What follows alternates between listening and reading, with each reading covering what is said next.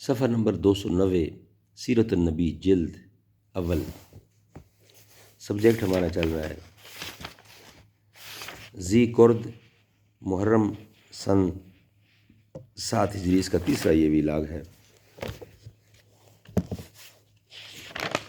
اردو زبان میں سرور عالم صلی اللہ علیہ وسلم کی سیرت پر جامع ترین کتاب سیرت النبی صلی اللہ علیہ وآلہ وسلم، علامہ شبلی نعمانی رحمۃ اللہ، علامہ سید سلیمان ندوی رحمۃ اللہ، جلد اول۔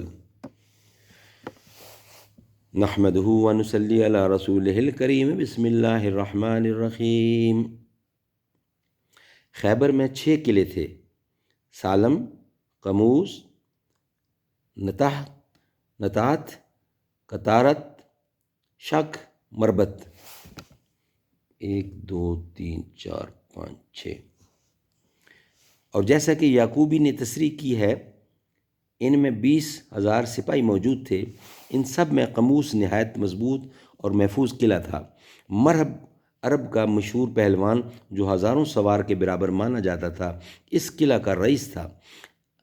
ابن ابی حقیق کا خاندان، جس نے مدینہ سے جلا وطن ہو کر خیبر کی ریاست حاصل کر لی تھی، یہیں رہتا تھا۔ لشکر اسلام جب خیبر کے قریب یعنی مقام صہبا پر پہنچا تو نماز عصر کا وقت آ چکا تھا۔ حضرت صلی اللہ علیہ وسلم نے یہاں ٹھہر کر نماز عصر ادا کی، پھر کھانا طلب فرمایا۔ رسد کا ذخیرہ صرف ستو تھا، وہی آپ صلی اللہ علیہ وسلم نے بھی پانی میں گھول کر نوش فرمائے۔ رات ہوتے ہوتے فوج اسلام خیبر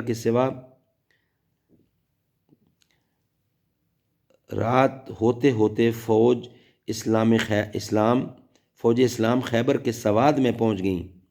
عمارتیں نظر آئیں تو آپ نے صحابہ سے ارشاد فرمایا کہ ٹھہر جاؤ، پھر خدا کا نام لے کر یہ دعا مانگی: اے خدا، ہم تجھ سے اس گاؤں کی اور گاؤں والوں کی اور گاؤں کی چیزوں کی بھلائی چاہتے ہیں اور سب کی برائیوں سے پناہ مانگتے ہیں۔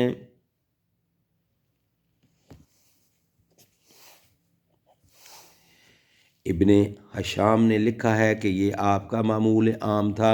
جب کسی مقام میں داخل ہوتے تھے تو پہلے یہ دعا مانگ لیتے تھے، چونکہ سنت نبوی یہی تھی کہ رات کو کسی مقام پر حملہ نہیں کیا جاتا تھا، اس لیے رات یہیں بسر کی۔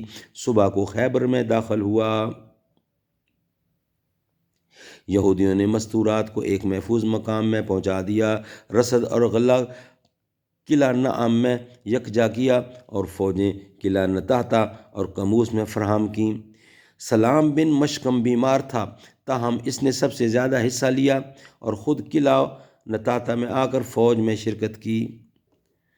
حضرت صلی اللہ علیہ وسلم کا مقصود جنگ نہ تھا، لیکن جب یہود نے بڑے سر و سامان کے ساتھ جنگ کی تیاری کی تو آپ نے صحابہ کو مخاطب کر کے وعظ فرمایا اور جہاد کی ترغیب دی۔ تاریخ خمیس میں اس موقع پر لکھا ہے، اور جب حضرت صلی اللہ علیہ وسلم کو یقین ہو گیا کہ یہود لڑنے پر آمادہ ہیں تو آپ نے صحابہ کو نصیحت کی اور جہاد کی ترغیب دی۔ سب سے پہلے قلعہ نعم پر فوجیں بڑھیں۔ حضرت محمود بن مسلمہ نے بڑی دلیری سے حملہ کیا اور دیر تک لڑتے رہے، لیکن چونکہ سخت گرمی تھی، تھم کر دم لینے کے لیے قلعہ کی دیواروں کے سائے میں بیٹھ گئے۔ کنانہ بن ربی نے قلعہ کی فصیل سے چکی کا پارٹ ان کے سر پر گرایا، جس کے صدمے سے وفات پائی، لیکن قلعہ بہت جلد فتح ہو گیا۔ نعم کے بعد اور قلعے بآسانی فتح ہوتے گئے، لیکن قلعہ قموس مرہب کا تخت گاہ تھا۔ اس مہم پر حضرت صلی اللہ علیہ وسلم نے حضرت ابو بکر، حضرت عمر کو بھیجا، لیکن دونوں ناکام واپس آئے۔ طبری میں روایت ہے کہ جب خیبری قلعہ سے نکلے تو حضرت عمر کے پاؤں نہ جم سکے اور حضرت صلی اللہ علیہ وسلم کی خدمت میں حاضر ہو کر شکایت کی کہ فوج نے نامردی کی، لیکن فوج نے ان کی نسبت خود یہی شکایت کی۔ اس روایات کو طبری نے جس سلسلہ سند سے نقل کیا ہے، اس کے راوی اوف ہیں۔ انشاءاللہ باقی حصہ نیکسٹ ویلاگ میں بیان کیا جائے گا۔ اللہ تعالیٰ عمل کرنے کی توفیق۔